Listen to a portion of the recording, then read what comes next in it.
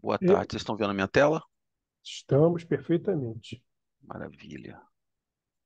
Vou estar aqui também para ver o rostinho de vocês aqui desse lado. Maravilha. Então vamos lá, pessoal. A tarefa que nos foi passada hoje é para falar do capítulo 16, não se pode servir a Deus e a Mamon, os itens 7 a 15. Esses itens, eles relatam todo uma análise, né? Vamos dizer assim, uma primeiro uma análise moral eh, que nos submete a refletir sobre os bens, né? Aí aqui, obviamente, falando de bens materiais, e também nos move a pensar como que a gente pode fazer para auxiliar o próximo, né? Que é, é um dos principais ensinamentos de Jesus, mas também, deixa eu botar socorro aqui em mudo, é um dos principais ensinamentos de Jesus e também um dos principais, deveria ser um dos principais assuntos a serem discutidos no mundo que a gente vive, né? Numa era pós-industrial ou da sociedade de informação, o que vocês quiserem é, colocar no contexto do que a gente vive hoje. Então, como eu gosto de fazer, eu gostaria primeiro de passar a estrutura que nos foi passada para a gente falar aqui na tarde de hoje, que é uma estrutura dos itens 7 a 15. Alguns desses itens eles estão aglutinados, né? Então, a gente vai falar das provas da riqueza e da miséria, desigualdade das riquezas. O 9 e 10 ele trata das instruções dos espíritos à verdade e propriedade, a verdadeira propriedade. Depois 11 e 13, emprego da riqueza. E número 14, desprendimento dos bens terrenos e transmissão da riqueza. Se a gente pegar isso aqui,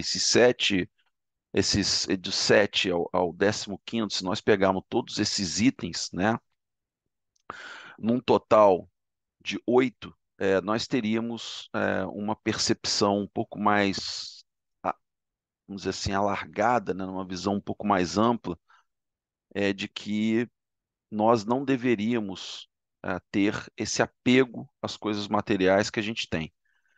E esse apego às coisas materiais, de novo, em nenhum lugar do Livro dos Espíritos, pelo contrário, né, a espiritualidade fala que nós não deveríamos adquirir os nossos bens. O problema é como nós adquirimos e como nós ficamos presos a eles, né? Então é essa que é a grande discussão que a gente tenta trazer para a tarde de hoje. Então vamos lá, vamos seguindo aqui.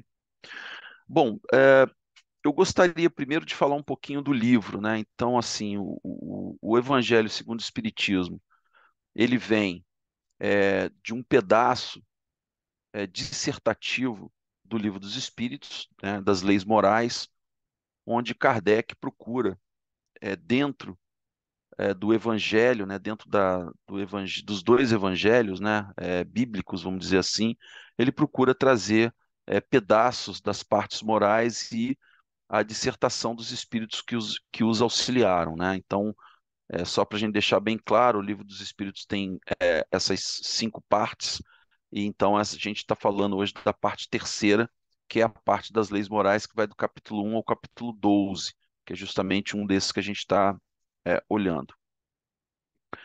É, Se a gente fizer aqui uma sinopsezinha, né, um sumário bem, bem sumarizado mesmo, bem, bem, bem enxuto, é, a nossa perspectiva, ou deveria ser, né, ela não tem que ser, ela deveria ser é, para as leis morais que Jesus nos colocou aqui na Terra. Então, o livro ele está estruturado dessa maneira.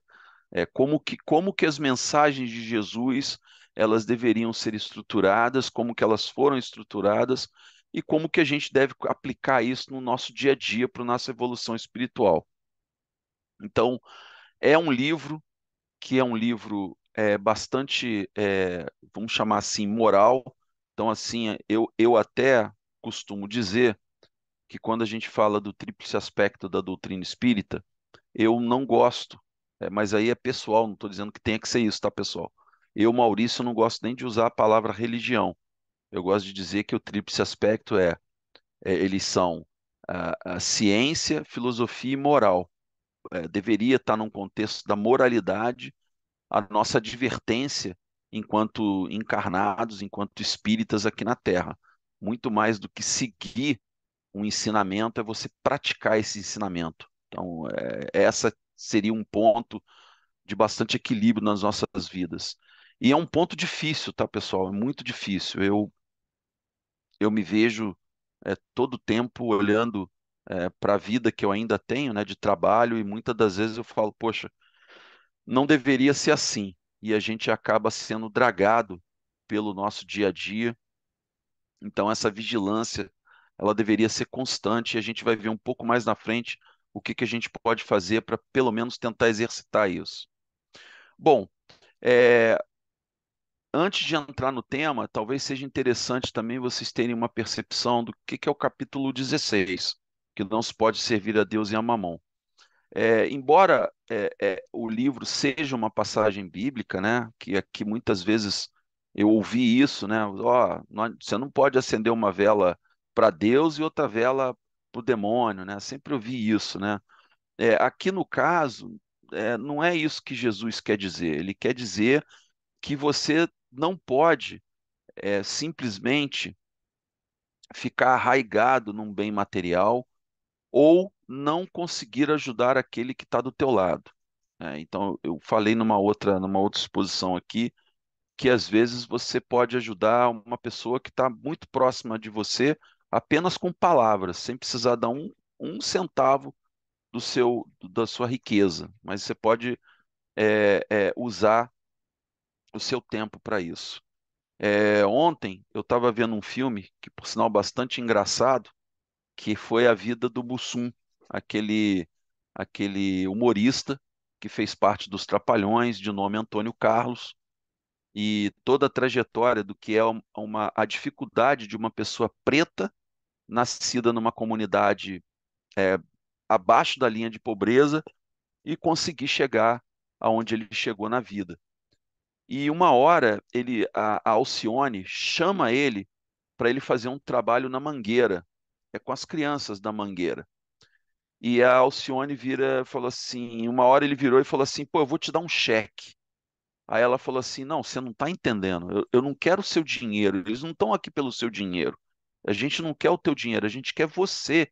Eles querem ver você, eles querem falar com você. Você é um ídolo para essa criançada. Aí ele perguntou assim, mas o que que você quer de mim? Aí ela falou assim, a maior riqueza que você tem. Aí ele olhou, ele parou, pensou, falou assim, nossa, eu acho que eu não vou poder te dar isso. Eu já sei o que que você quer. Você quer o meu tempo. Então, às vezes, a maior riqueza que a gente tem é o nosso tempo. É o tempo de passar na casa do teu pai para dar um abraço, passar na casa da sua mãe para perguntar como é que ela tá. Às vezes, meia horinha de conversa ali, você não sabe quantos problemas você pode resolver dando simplesmente um ombro, só ouvindo. Então, aqui, isso também faz parte dessa riqueza que a gente tem, né? A nossa saúde é parte de uma riqueza, a nossa riqueza material do nosso corpo físico, de estar aqui encarnado com saúde. Então, isso são coisas muito interessantes. E esse capítulo ele trata basicamente quatro temas, né? O central, que é realmente os seus bens terrenos, né? Como é que você pode fazer para que esses bens terrenos não influam de maneira negativa na sua evolução espiritual, na sua evolução eterna. A riqueza como prova, eu acho que a gente já falou bastante aqui sobre isso. Como que você pode usar essa riqueza e o seu desapego material. Vou falar de novo, lembrando que filosoficamente a gente não fala da riqueza como apenas como um bem material, aquele bem que você tem que é o seu dinheiro, a sua casa, os seus bens. Uma das nossas riquezas é o nosso tempo e ele deveria ser melhor utilizado. Então, chamar atenção aqui para isso. Bom, vamos lá. Vamos falar um pouquinho aqui das provas da riqueza e da miséria. Gente, é claro que eh, uma prova de você estar encarnado de posse de bens que, por exemplo, permita com que você sequer precise trabalhar, é muito difícil. É muito difícil. Nós temos no nosso íntimo, independente da sua religião, da sua crença, da sua raça, da sua opção sexual, da sua identidade como ser humano, nós temos os nossos egos. Eu acho que é isso que atrapalha um pouco a gente. Nós temos o nosso orgulho. E quando ele vem, ou ele desperta dentro de nós de uma maneira um pouco mais aguçada, porque nós temos a nossa empáfia, nós temos nosso apelo material, ela pode ser bastante penosa, vamos dizer assim. Você veja, eu vou dar um outro exemplo aqui que me veio na cabeça, obviamente eles estão buzinando aqui, né, os meus mentores, mas eu vou dar um outro exemplo. Há uns 10 anos atrás, ou talvez 8 anos atrás, eu ganhei um prêmio da minha empresa e eu e Paulo fomos fazer uma viagem. E foi lá, sempre esses prêmios, sempre vai alguém falar lá, né? Aquela coisa, né, de empresa, né? Como que vocês estão aqui? Vocês precisam dar valor e tal, e tal, e tal, e tal, e tal. E aí foi um cara chamado Larry Hamilton. É um, se vocês depois podem procurar na internet, ele é um cara que é um surfista, surfista de ondas grandes. Ele nasceu, obviamente, num país já com uma distribuição de riqueza, ainda que tenha seus problemas, uma distribuição de riqueza talvez muito melhor do que a nossa, nos Estados Unidos. Ele nasceu. Isso ele descrevendo, tá? Não sou eu descrevendo ele, não. Se bem que eu não tenho o menor problema de dizer, o cara era bonito pra caramba, parecia até o Brad Pitt. Quando ele subiu no palco, a gente estava perto, até segurei mais forte a mão da Paula para ela não se exaltar muito ali, para eu não ficar chateado. Não, brincadeiras à parte. É, então, quando ele falou no palco, ele simplesmente estava casado com a esposa dele, que ele conheceu no ensino médio. Ele sempre teve, ele falou, ele sempre teve vantagem do corpo dele, porque é um cara que, aquele DNA, sabe, o cara pode comer o que ele quiser que ele não engorda, vai estar sempre aquele corpo, né, bem torneado, bem feito. Ele nunca teve problema de engordar, ele nunca teve um problema de saúde, sempre foi um atleta, mas ele falava o seguinte, que a responsabilidade dele além da família, era com o próprio corpo que ele recebeu. Porque ele tinha tudo para se deslizar. E não, de novo, não sou eu falando, até falei, caramba, esse cara é espírita, não é possível, cara. Ele falando que ele poderia ter muito orgulho, ter muita vaidade, ele poderia ter ido para uma vida mais sensual, porque beleza, ele poderia ter quem ele quisesse, né? Ele poderia empregar mal o que ele recebeu. E ele falava justamente sobre isso, que ele procurava agradecer, né, dando a melhor vida para o corpo dele, né? Então, além da família dele, ele queria dar a melhor vida para o corpo dele. Então, ele às vezes fazia sacrifício, de novo, um atleta, né? Então, ele ia para os campeonatos, então ele não comia determinadas comidas que tinha gordura. Se não me falha a memória, eu acho que ele é vegetariano, eu não tenho certeza. Isso aqui eu vou deixar para vocês pesquisarem. Mas ele sempre fazia exercícios, então, pô, nunca bebeu, nunca fumou. Então, ele era uma pessoa que a forma dele agradecer a Deus foi ele agradecer, foi ele cuidar do corpo dele. Então, você vê que, neste caso, a gente não está falando nem das riquezas que ele adquiriu e dos bens materiais que ele adquiriu com relação à prova dele, vamos dizer assim, né? A pessoa nasce com uma certa sensualidade, né? Com uma certa beleza, nasce num berço sem dificuldades e ainda assim ele procurou levar uma vida reta, né? Levar uma vida que pudesse beneficiar a ele, a família e principalmente o corpo que está aqui. É um, um suspiro o que a gente vive aqui na Terra.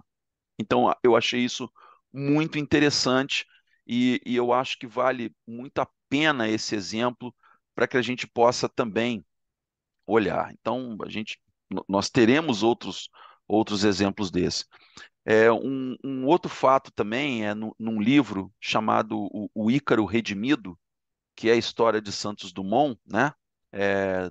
Desde da sua história enquanto um inventor, né? Um cientista, até o seu desencarne. E no livro eles relatam, né? Os espíritos relatam que uma de suas existências ele foi uma pessoa de extrema beleza, porém ele empregou mal a beleza, uma vez que ele tinha ido para o sacerdócio. Então ele empregou mal a beleza e ele tinha problemas nessa vida com o seu corpo físico. Então você veja que essa forma com que você vem ao mundo, ela pode ser facilmente tirada do trilho, né? Ela pode facilmente escorregar, né? Como a gente pode dizer. E outros exemplos que a gente vê, talvez eu já tenha citado aqui, é a forma com que você tem que olhar, né, ter um olhar um pouco mais crítico sobre as formas que você adquire, ou sobre as vantagens que você adquire enquanto encarnado sobre os seus ganhos materiais. Um exemplo disso é uma pessoa que também nasceu num berço com facilidades financeiras e não emprega essa riqueza de maneira que possa fazer bem àquela sociedade. Então, uma das coisas, por exemplo, que eu vi vários amigos fazendo e incentivei a fazer isso na minha própria família, foi quando nós tivemos a Covid e que todo mundo não podia sair de casa, eu fiquei em casa, sem botar o pé na rua 3 meses, e depois de 6 meses, 8, 7 meses, que a gente começou a sair, e a gente tinha, como nós temos hoje, uma pessoa que nos ajuda aqui. E como vários amigos meus têm essas pessoas que nos ajudam. E essas pessoas, uma vez que a gente parou, né, que elas vivem praticamente desse trabalho. Então, se você para de adquirir o trabalho dela, ela para de receber. Se ela para de receber, ela para de comer. Então, uma decisão unânime de vários, não fui só eu, vários amigos e da família foi o seguinte: não vamos parar de pagar, porque a gente não está passando esse tipo de necessidade. Então, isso é uma forma de você compartilhar o pouco que você tem. Então, isso é muito importante, a forma com que você leva a sua riqueza. Então, assim, essa prova da riqueza e da miséria, ela é uma prova que você não deveria ter? Eu não digo isso. Eu digo que você deve procurar. Aí eu estou falando mais do lado da riqueza, porque do lado da miséria tem muita gente complacente, muita gente que está numa determinada situação e agradece a Deus por isso. Talvez seja mais fácil não se revoltar na miséria do que você escorregar, né? Você levar uma vida um pouco mais, vamos dizer assim, não tão, é, é, vamos dizer assim, digna quando você tem a riqueza. Então, por isso que eu procuro olhar, ter esse olhar, tá? Vamos em frente. Bom, desigualdade das riquezas. Eu acho que para quem mora aqui no Rio, e já visitou outras cidades aqui do Brasil ou outros lugares do mundo, a gente vê que existe uma desigualdade muito grande. É, não é porque existem diferenças é, de inteligência ou de intelectualidade ou habilidade, é, embora sim, como nos fala, possa ser considerado um elemento de progresso. Mas o que a gente chama a atenção aqui é toda essa desigualdade que existe hoje e está muito presente entre aqueles que têm muito e aqueles que não têm nada. Então, assim, eu estava lendo esses dias que na revista Forbes, que as 10 pessoas mais ricas do mundo praticamente contém 40 ou 60% de todos os bens materiais do mundo, né, de todas as riquezas do mundo.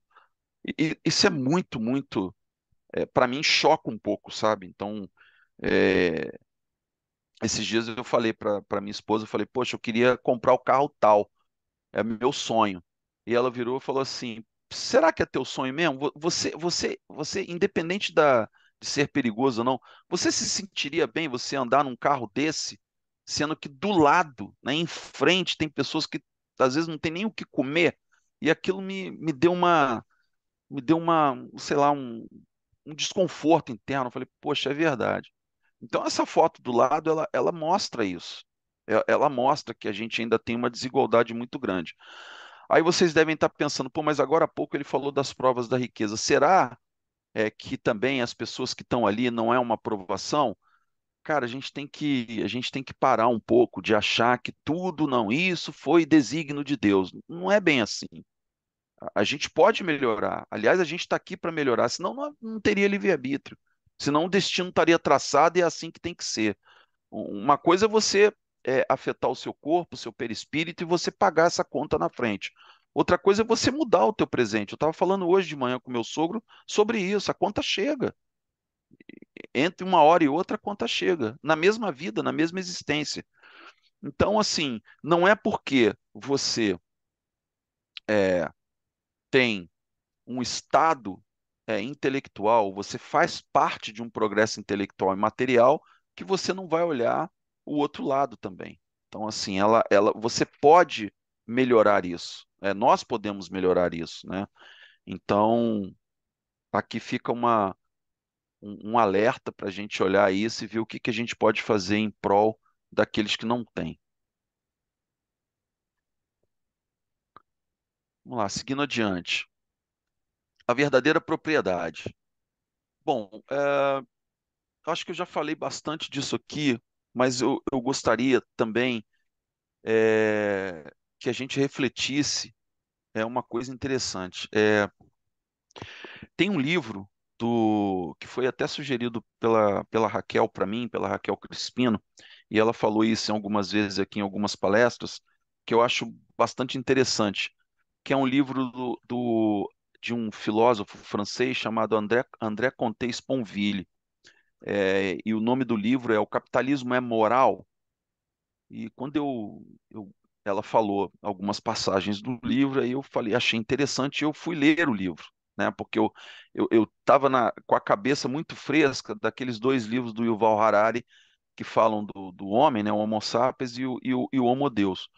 E eu estava com aquela coisa na minha cabeça, né? De que é, a gente tem muita sede, né? De adquirir bens, adquirir bens, adquirir bens e esquece um pouco sobre adquirir amor, adquirir felicidade, adquirir, né, ter mais tempo, né? Como eu falei, o bem mais precioso, para mim é o segundo. O primeiro é a saúde, o segundo bem mais precioso que a gente tem é o nosso tempo. Então, muitas das vezes a gente não consegue enxergar que o nosso mundo, ele hoje padece de alguns males que, por exemplo, estão bastante distantes dessa coletividade ou desse binômio riqueza e pobreza. Por exemplo, a gente sabe, né, isso aí, a gente pega a literatura e a gente sabe disso, que hoje morrem mais pessoas por problema de obesidade do que por inanição. E não é o Maurício falando. São dados da ONU, vocês podem pesquisar na internet. Outras coisas que as pessoas falam assim, mas o fulano tem uma fazenda e lá aquela fazenda passa um rio. Imagina se aquele rio não pudesse servir à sociedade. Olha, meus amigos, vocês sabem que hoje a maior quantidade de água do planeta não vai para os humanos, vai para as criações equinas, bovinas, suínas. Então, assim, a gente tem bastante água ainda. O problema é que ela está numa propriedade para abastecer a indústria alimentícia.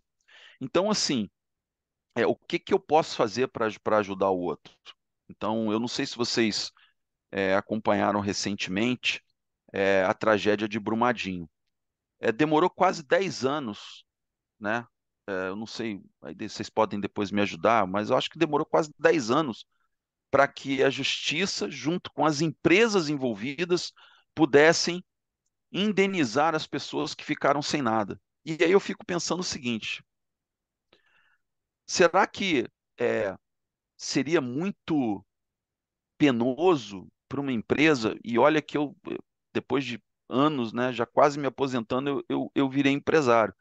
Mas será que essas empresas não poderiam ter feito algo mais rápido para essas pessoas? Para as pessoas que ficaram sem casa, por exemplo? Estou refletindo aqui, eu não estou falando nem mal da empresa, nem bem nem defendendo, né, as pessoas, não é nada disso, eu fico refletindo isso. Então, o que que é a sua propriedade? Né? Qual que é a verdadeira propriedade que você tem? O seu corpo é sua propriedade? Não é, né? O que você está aqui, né? Então, aqui no próprio SEAS, eu falo para as pessoas, o Maurício é diretor da casa. Eu falei, não, meu amigo, eu estou o diretor, porque isso é uma fase. Daqui a pouco será outra pessoa a ser diretor da casa. Então, a gente precisa praticar esse desapego. Vamos seguindo. Bom, aqui no capítulo, nos itens 11 e 13, emprego da riqueza. É, aí, aqui, eu fiz questão de colocar, de separar um pouquinho aqui, eu acho que fica melhor para a gente ter uma noção do que seria, de como está estruturado o texto e para a gente refletir um pouquinho, né? Então, no item 11, ele fala sobre o emprego da riqueza, né? Como a gente já falou aqui, não sei se é malhar em ferro frio, mas aqui está muito claro para mim, né? Deveria ser, o verdadeiro uso da riqueza deveria ser guiado pelo amor ao próximo, sendo um recurso para ajudar e elevar os outros, não para benefício próprio, né? Então, o que que a gente pode fazer? Eu acho que essas palestras públicas, eu acredito muito que a gente deveria, quando a gente estivesse assistindo, a gente deveria fazer um exercício mental para dizer o seguinte: para cada coisa que está sendo falada, para cada item que está sendo falado aqui por um expositor, né, por um facilitador, como que eu emprego isso na minha vida pessoal? Como que eu emprego isso? Falar assim, Maurício, legal, você está falando de grana, eu não tenho grana. Eu não tenho grana, eu não sei como ajudar alguém próximo com dinheiro. Mas lembra que eu falei para você? Uma das preciosidades da vida, uma das preciosidades que a gente tem é tempo. Por que que é o tempo? Porque o tempo, né, ele não volta. O tempo se que a gente até mede o tempo aqui, mas o tempo, né, se a gente sair aqui do planeta, ele não pode nem ser medido. É outra história, é outro bicho. Então, assim, por que que você não emprega o seu tempo? Por que que você não se doa um pouquinho?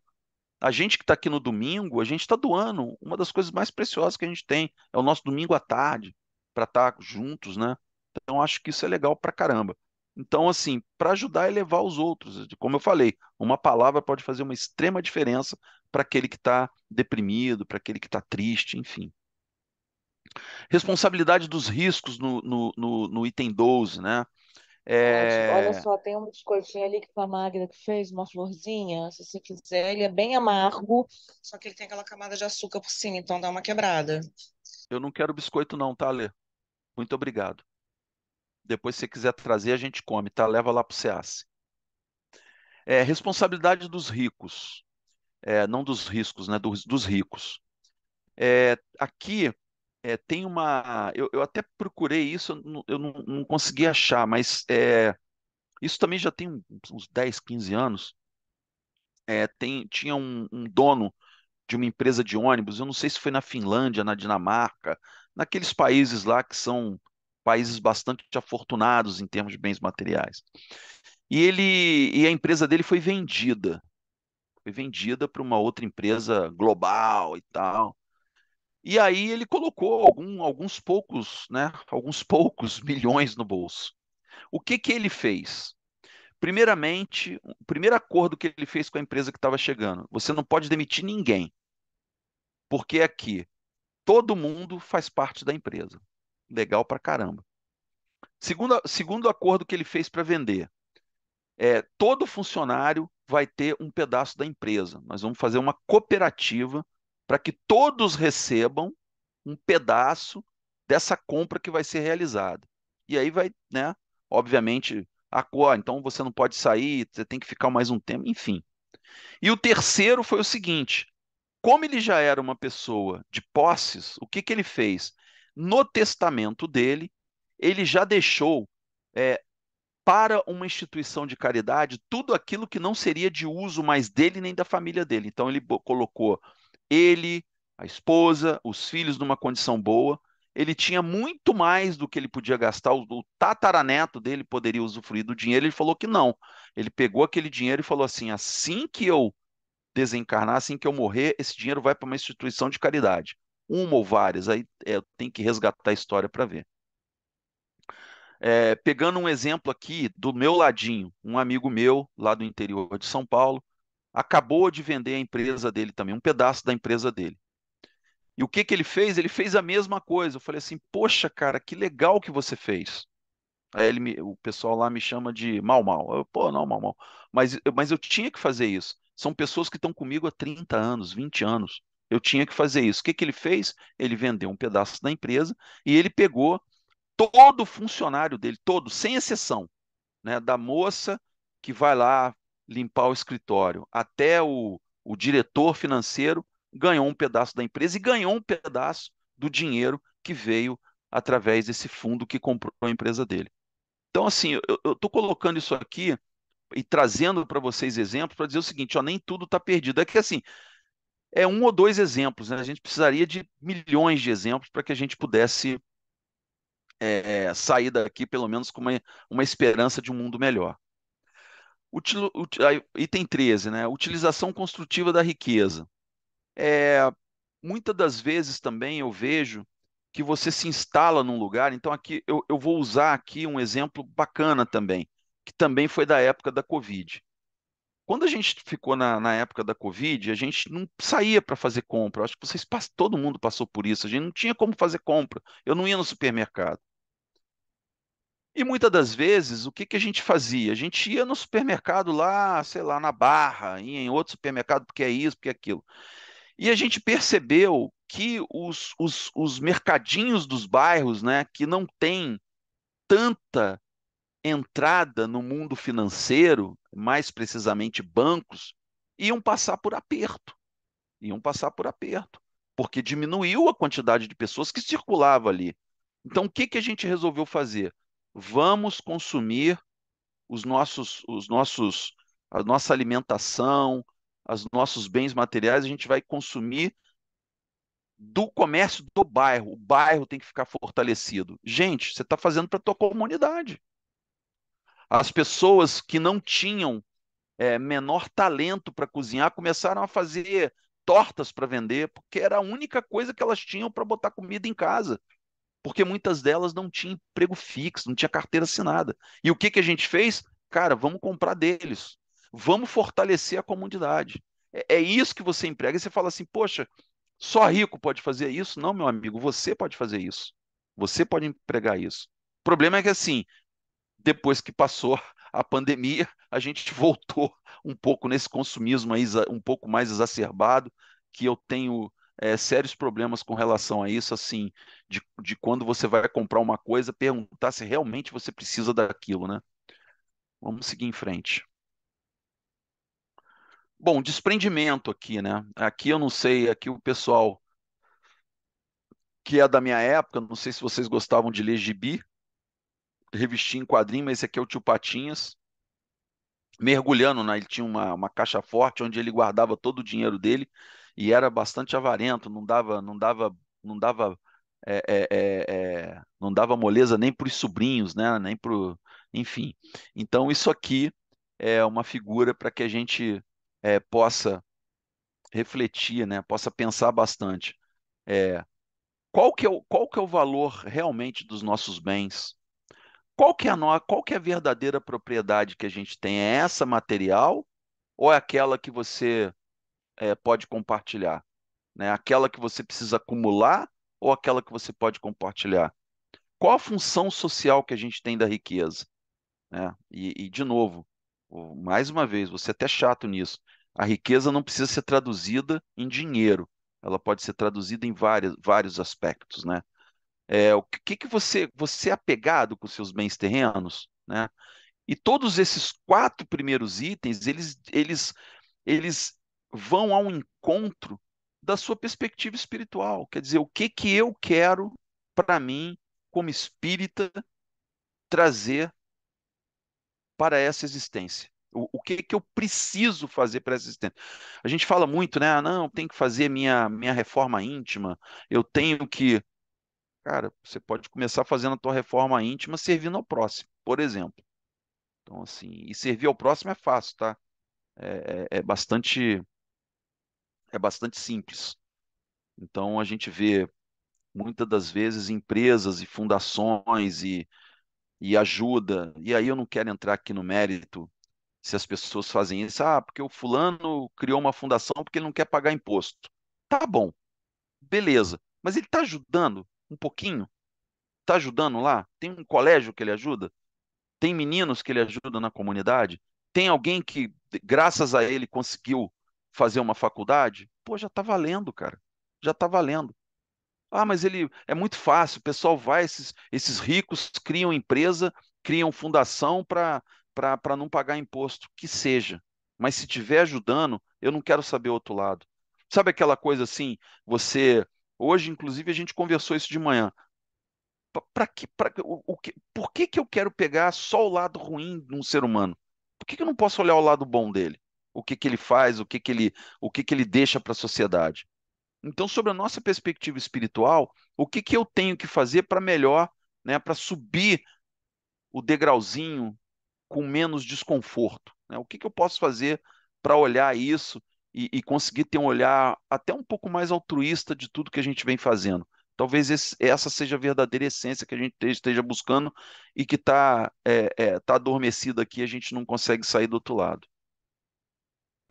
Bom, a transmissão de riqueza, já falei para vocês, né? Então, eu tenho um outro amigo também aqui, que inclusive é morador do Leme, que ele já falou para a gente a mesma coisa. Ele falou que ele teve a benécia, de ter trabalhado num banco e acabou que ele teve muito acesso, né, a bens, e ele já falou para a gente que ele vai fazer o máximo pelos filhos, mas os filhos têm que buscar com o próprio esforço as riquezas, né, os bens deles. Ele vai ajudar, mas o dinheiro dele também, ele já falou, ele já até escolheu, parece que são 5 fundações, e ele ainda ajuda outras empresas, ele é anjo e tal, com coach, com participação. Tem um outro amigo que saiu da Vale, também lá do mesmo colégio das minhas filhas, que ele dedica, isso já tem uns 10 anos, que ele dedica é, 5 horas da semana dele, já foi mais, agora menos, porque ele voltou a trabalhar, a ensinar crianças da comunidade matemática. Ele é bom de matemática, ele ensina matemática para essas crianças. Ele criou lá, junto com outros amigos, um centro ali eu não sei se é no Cantagalo, eu vou lembrar e falo para vocês. E uma das coisas que, né, esses 4 itens aí, né, a transitoriedade de bens, esse direito de transmissão, herança, enfim, tudo isso, eu sempre fui muito questionador daquela história do eu sou rei, e aí o meu filho vai ser rei, e o filho do meu filho vai ser rei. Eu tenho um problema com isso danado, sabe? Eu fico pensando, pô, mas o que que ele fez para merecer isso, né? E a gente vê que muitas das vezes, né, tem casos claros, né, na monarquia inglesa, na monarquia suíça, em outras monarquias que existem pelo mundo, né, que vários falam assim: eu não queria ter nascido príncipe, porque eu não tenho condições, eu não tenho estofo para gerenciar todos esses bens, e também eu não sei se eu sou merecedor disso. Então é bem interessante isso, para a gente dar uma pensada. E aí, trazendo aqui para o nosso, né, que eu acho que eu já falei bastante, trazendo aqui para a nossa vida, o que que eu posso fazer, né, de tudo isso que a gente falou até agora, de tudo isso que a gente falou, o que que eu posso fazer? Cara, eu posso fazer filantropia, eu posso cuidar do meio ambiente, eu posso fazer investimento em empresas que são essas startups sociais, como tem nas comunidades. A gente pode ajudar não só crianças, mas um problema que a gente tem hoje, crianças que são criadas no orfanato e não são adotadas, com 18 anos eles têm que ir embora. Eles têm que ir embora, eles vão para a rua. Por que que a gente não apadrinha essas crianças, esses jovens, perdão? Apadrinhar, ajudar a ele ter uma casa, a ele pagar um aluguel, a ele entrar numa faculdade. Por que que a gente não ajuda? E depois ele caminha com as próprias pernas. Minimalismo. Será que a gente realmente precisa ter um carrão, um casão, 3 casas, 5 casas, ou ter mais do que aquilo que você pode consumir? Para que você precisa disso, né? A gente vê pessoas. Aqui eu coloquei 2 exemplos que estão entre aqueles 10 que eu falei, mas eles já assinaram documentos, isso está público, que eles vão doar suas fortunas para caridade. Eles não vão ficar com dinheiro, não vai para a família deles. Mas você vai falar, mas é muito fácil também, né? Porque ele já tem dinheiro até a quinta geração. Não. Tanto os descendentes do Warren Buffett quanto do Bill Gates vão ter que trabalhar. Óbvio que eles vão sair melhor do que muitos de nós, né? Eu brinco, né, com alguns amigos meus, falo, pô, vocês já saíram de casa com apartamento, cara. Eu vim ter o meu apartamento depois de burro velho trabalhando pra caramba. Beleza, faz parte do jogo, né? E você, como eu dei o exemplo aqui, né, a gente colocar o pouco que você tem na tua comunidade. Começa com coisas pequenas, a pessoa que te ajuda ali na sua casa, que está junto de você, né? Será que você não tem um pouquinho para repartir com ela? Lá no fundo a gente tem, um pouquinho a gente tem, né? Desapegar das roupas, desapegar dos luxos que a gente com certeza tem e não usa e fica ali apegado. Então eu deixo aqui para a gente pensar um pouquinho em igualdade e equidade, né? Muita gente fala que nós temos que ter igualdade, mas poucas pessoas falam que a gente tem que ter equidade, né? E a equidade não é porque uma pessoa que está num momento de bastante dificuldade que ela tenha que passar por aquilo. Talvez não, talvez um pouquinho que a gente doe pode mudar o crescimento espiritual dela nessa vida e fazendo com que ela tenha uma reflexão muito maior sobre o que sobre o que ela não teve, sobre o que ela pode ter com a ajuda nossa. Então eu acho que é com isso que eu gostaria de terminar, para que a gente possa realmente entender a mensagem que não se pode servir a Deus e a Mamon sobre uma nova ótica, não uma ótica religiosa, mas uma ótica moral, uma ótica do Cristo e uma ótica de ajudar ao próximo, independente do seu nível de riqueza. Pensa que a maior riqueza que você tem hoje é a sua saúde e o seu tempo. E como que eu posso empregar isso para o bem daquele próximo ou daquele que está do meu lado e às vezes eu não enxergo, tá bom? Então, obrigado, pessoal, obrigado pelo trabalho. Abraços e muita paz para todos vocês. Maurício, meu amigo.